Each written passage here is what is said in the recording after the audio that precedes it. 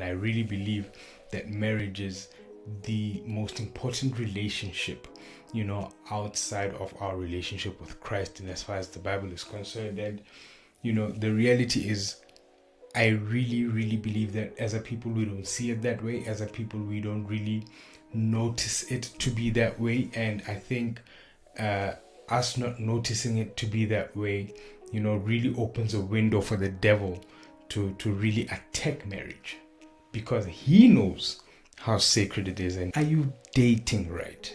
Are you having the correct conversations? What will the foundation of your marriage be? If the foundation of your marriage is not Christ, you're already starting your game at halftime 3-0 down. If the foundation for your marriage is not Christ, you are starting on the back foot. The success or the steps towards success for your marriage, they don't start on your wedding day. What if I said to you, the first steps towards your divorce started before the wedding day?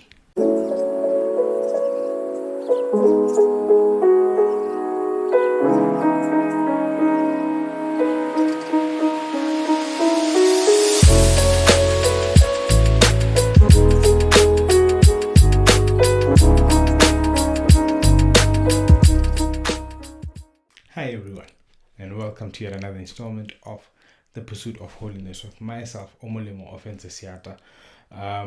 This is a place again where we say we are not perfect, we don't claim to be perfect, but one thing we do say we are doing here is we are pursuing a holy life. We are pursuing a life that is pleasing to God, a life that God wants to see us pursue, and yeah, that's really the premise of what we are doing here on the Pursuit of Holiness, to say, just as Jesus was holy, we are trying to be like him in aiming to be holy, to live a life that is holy. And today I want to talk about a topic that is very, very dear to me, a topic that I feel like is very dear to me, because it's a topic that I did say I wanted to talk about since I started with this podcast. Since episode 1, I said this is an area that I feel very strongly about, that I really want to talk about.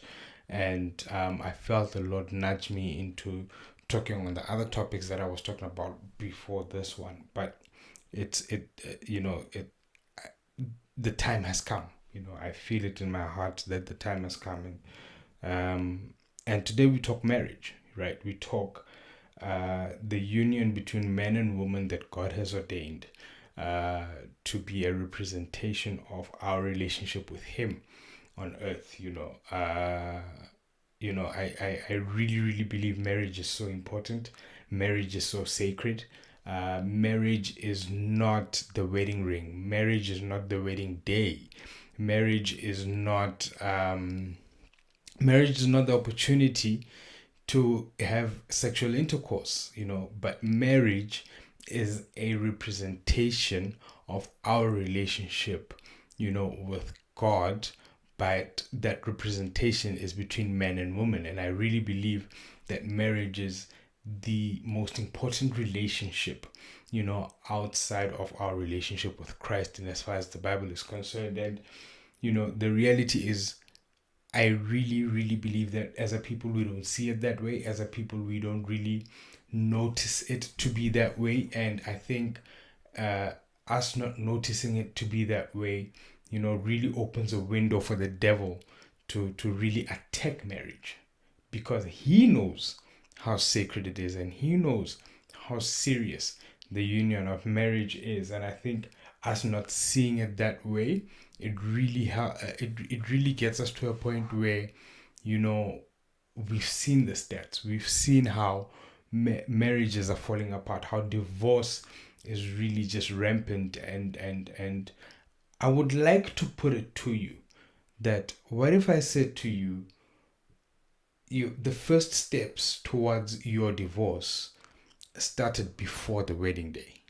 What if I said to you, the first steps towards your failing marriage started before the altar? Before you made your vows at the altar, you already had taken the first steps towards, a failing marriage, because you did not see it, or we did not see it as a sacred union that represents God and the church, through man and woman, through husband and wife, and I really, really think that's what I want to sort of dive into, because when we don't see it that way, like I said, we create that window for the devil to come and try and break that union. And the campaign to show the failure of marriages is to sort of deter us from getting married as well, from to deter us from continuing the relationship ordained by God and blessed by God to be his representation on earth. And I think the more we look at those stats, the more people try to run away from marriage. But the reality is, a lot of the things, and I say a lot because when you listen to couples that are married, you get to understand that you guys were probably not even supposed to get married to begin with. When couples come to a point where they say, no, we are divorcing because of 1, 2, and 3, you get to realize that, oh, but had you guys really understood what marriage is and taken that into context when taking the decision to get married, not getting married because of, oh, this person will give me financial stability, or this person will look beautiful on my arm, or this person makes me laugh, or and those, some of those things could be important. There are things that could be important. Financial stability is important. Marriages fail because of finances. uh you know um and being attracted to your spouse is important. Being, feeling loved and wanted by your spouse is important. But there are things that I really believe are more important than that we sort of overlook, that we don't necessarily take into account when looking to get married, when taking the step. And those are the kind of things that I believe end up making me say, the first steps towards divorce start before marriage. And so I want to talk about that, and I want to talk about what do I mean when I say that, right? And I want to start off by saying the success of your marriage doesn't start, or the steps to success of your marriage doesn't start while you're preparing the wedding, or it doesn't start on the wedding day. The success, or the steps towards success for your marriage, they don't start on your wedding day. They don't start when you start preparing, or they don't start the day you propose. If anything, the day you propose might be a bit late already, because then you've already taken a decision, to get married. And there are a couple of things that I really want to highlight, that I'd like to bring forward to you, and I think throughout this episode, and starting with saying, yes, I want to talk about us pursuing holiness in marriage, pursuing a holy marriage. And I really, really think it would be amiss of me to not start off with the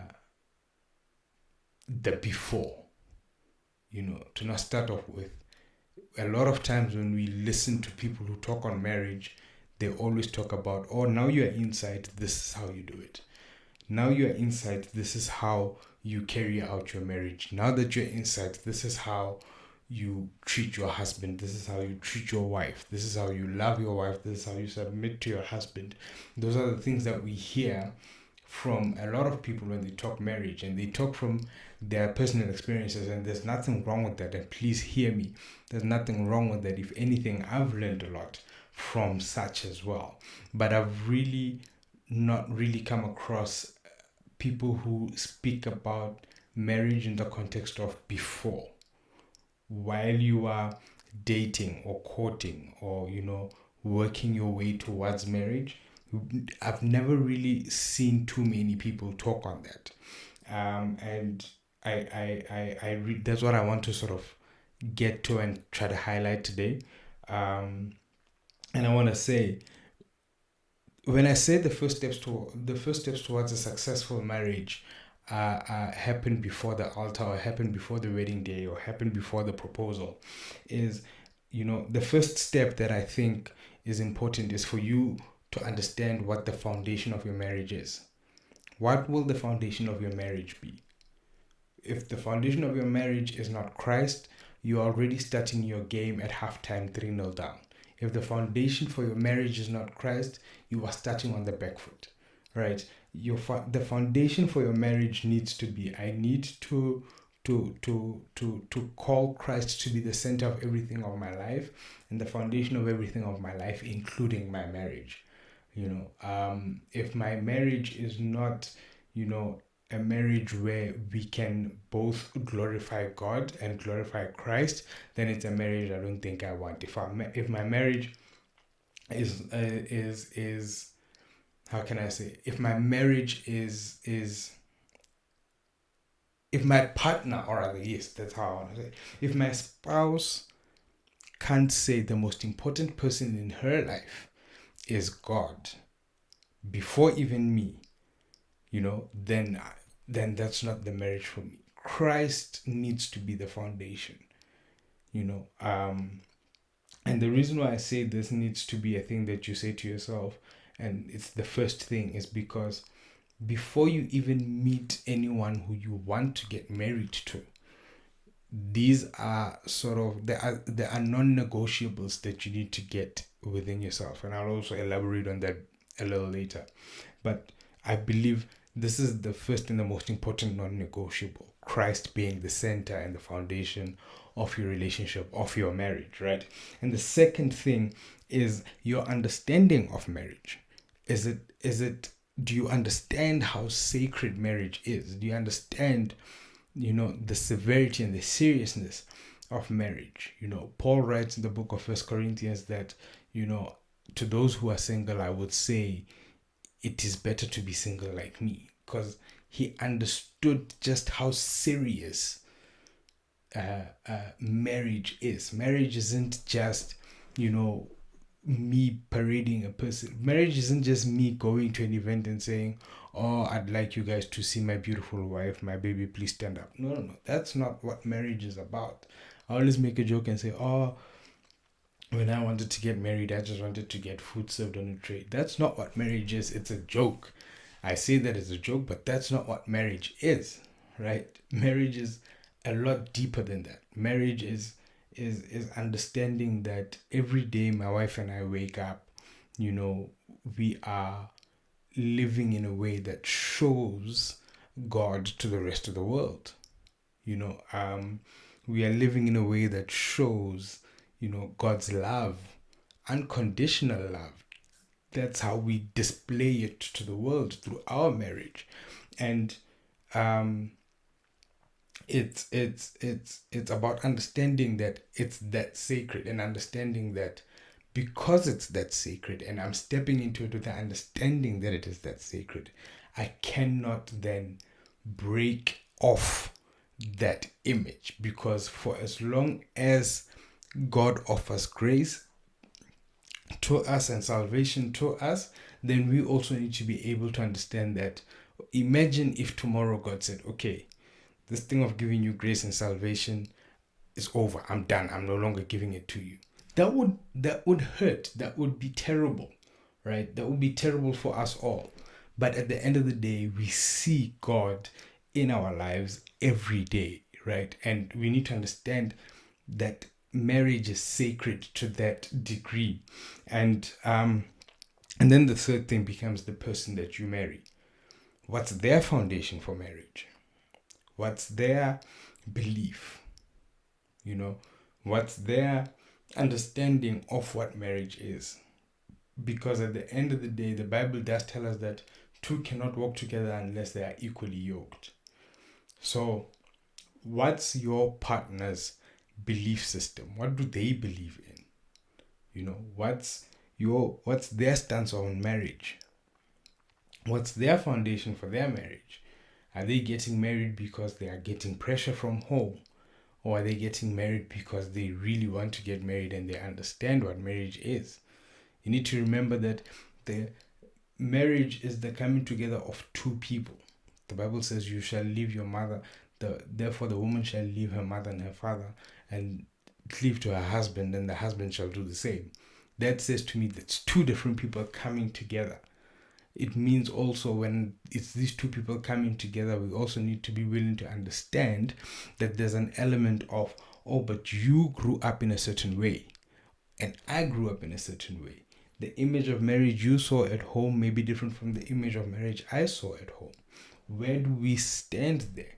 And that brings me to my next point to say, are we having the right conversations? I even want to pose the question, are you dating right? I think this is the best way to put it for me. Are you dating right? Are you having the correct conversations? Is your relationship based on what's your favorite meal? Where's your holiday destinations? Or is your conversation based on, oh, I grew up in a 2-parent home, but you grew up in a 1-parent home? How do you then relate to marriage? Because those are conversations we avoid during dating. Why? Because we are surrounding ourselves with fluff. We are trying to, give ourselves butterflies and be happy. And there's nothing wrong with being happy and laughing and, being warm and fuzzy and everything during dating. But what I've come to realize is that the lack of these conversations during that dating period, that creates the biggest problem once we get married. Because now once you get married, you get the shock of your life. This person doesn't relate to marriage the same way you do. Or you both come from 2-parent homes, but, she comes from a home where maybe the dad was happily cooking every day and he loved to cook. But you come from a home where, your dad never even saw the kitchen. Your mom is the one who's always cooking. So now when you go to your wife and you say, I'm expecting you to cook for me every day, she's like, oh no, I don't mind cooking, but it's not going to be an everyday thing because you also need to pull your weight. But because you guys never had this conversation, now there's a clash. And now in this clash, this is where you start hearing people say funny things like, oh, we grew apart. There's no such thing. You did not grow apart. You just saw each other. Another thing that I've always sort of heard is that, I believed once we got married, he would change, she would change. Marriage doesn't change people. Marriage brings out their true colors, right? Marriage brings out who they really are. And this is where I really think it's important for us to also then say, we need to be willing to, test our relationship or trial our relationship within limits. During your dating stage, you need to be trialing your relationship within limits, right? First and foremost, first limit, are you talking to one person or are you talking to multiple people?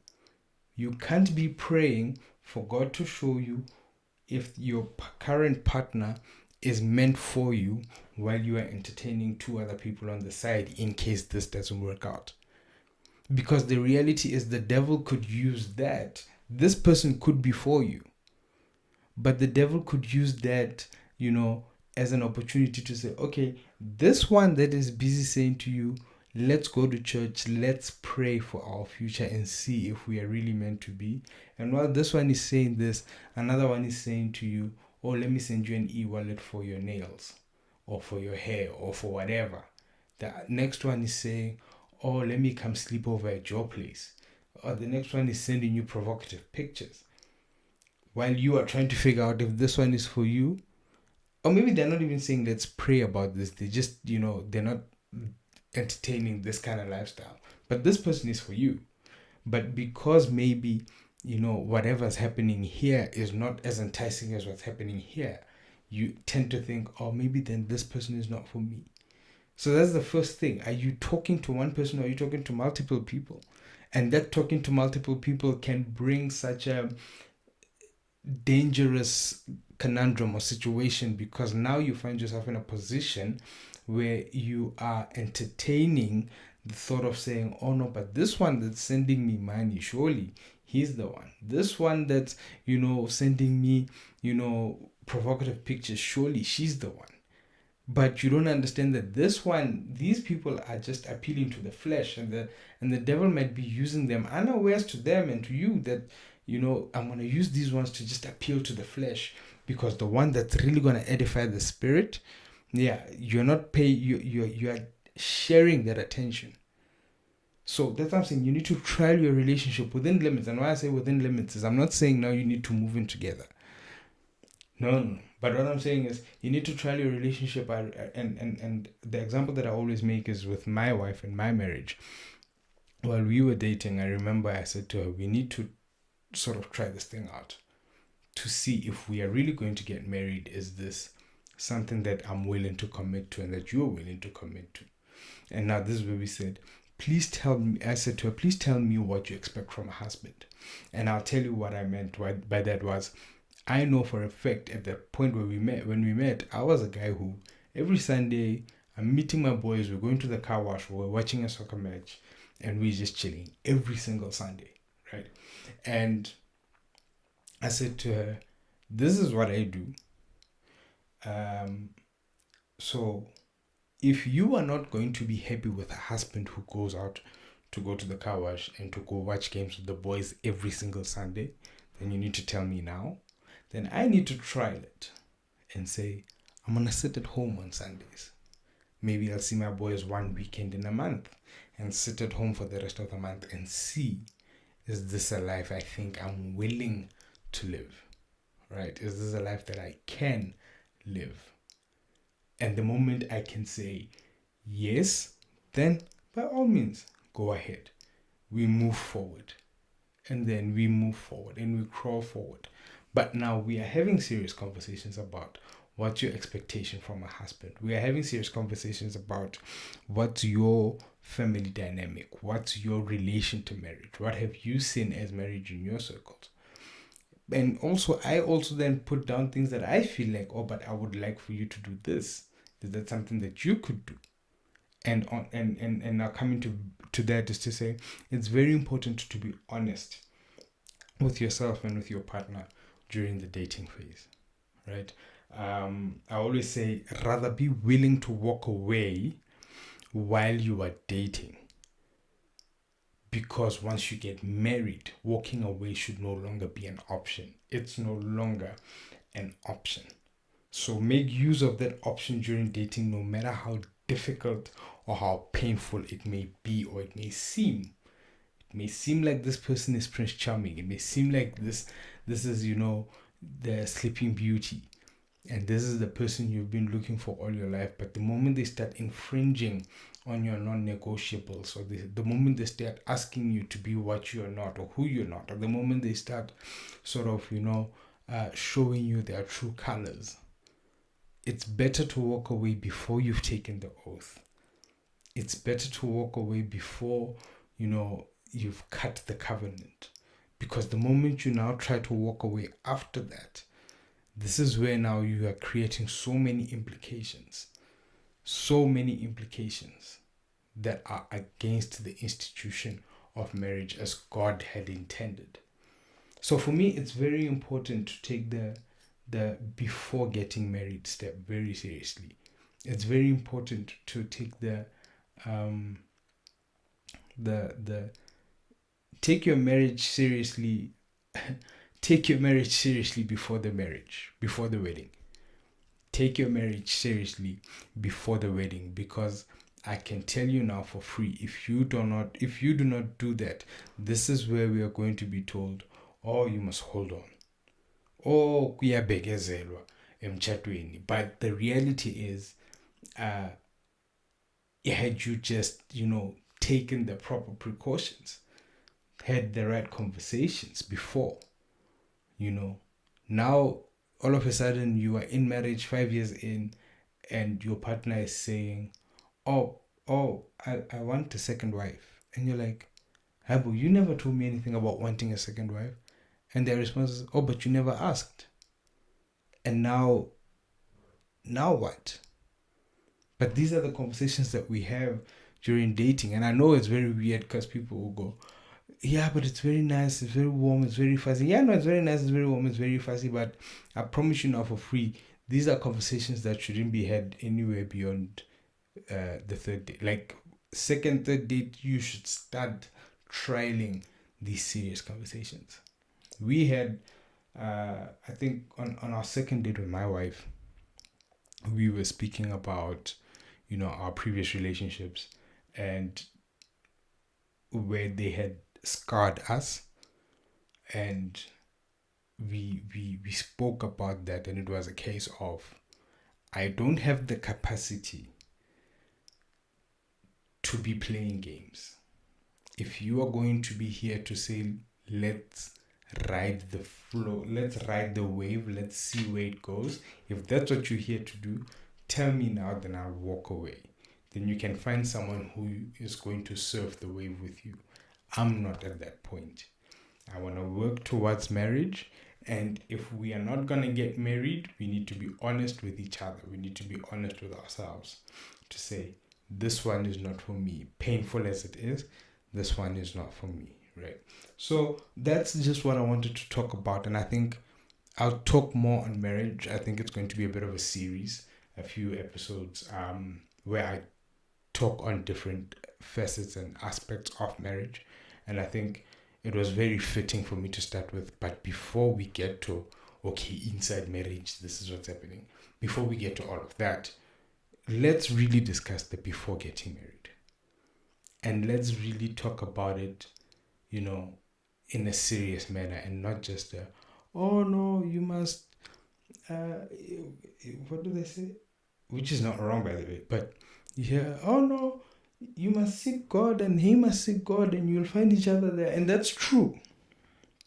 But once you find each other there, you think you found a person who's been seeking God, can't you? You just found a person who was playing keyboard. No shade. But yeah, I think I just wanted to just say, let's talk about the dating game. I've had so many people that I've spoken to ask me about my relationship with my wife, how we met and how we got to getting married. And every time I relay the story of how we would have the serious conversations and we were honest with each other from the get-go, it's always as if it's a light bulb in a lot of people's minds, and I felt it's only fair for me to share that before we go any further into it. So yeah, join me on this mini series where I talk marriage, where I talk the one area that I'm really, really passionate about. And I will really, really love for you to come back next week as we expand further on the topic of pursuing holiness in marriage, to pursue a holy marriage. Thank you guys for tuning in to this episode. Thank you for tuning into this week's installment, and I hope to see you on the next one. Cheers. Allow me to take this opportunity to thank you so much for tuning into this installment of the Pursuit of Holiness. It really, really means a great deal. If you enjoyed today's episode, please give the video a thumbs up, and please also do tell me in the comments down below what really stood out for you, or what you really caught, or what your thoughts are on today's conversation. Please also do me the solid favor of subscribing to the channel and sharing this video with anyone who you feel might benefit from this word. What that does more than anything is that it will help us get this word out to as many people as possible. Thank you again. Catch you on the next one.